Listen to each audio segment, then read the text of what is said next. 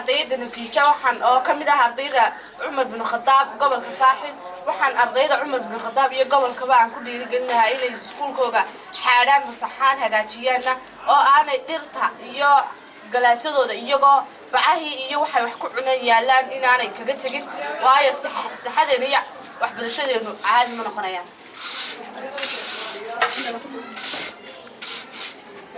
أنا ما قاعد يعني كلام إذا أردت أدرس بس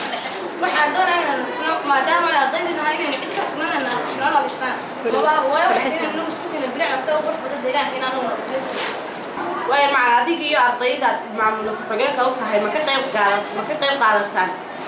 نظافة السكول كينا يدجاج كينا وأنا كنت قاعدنا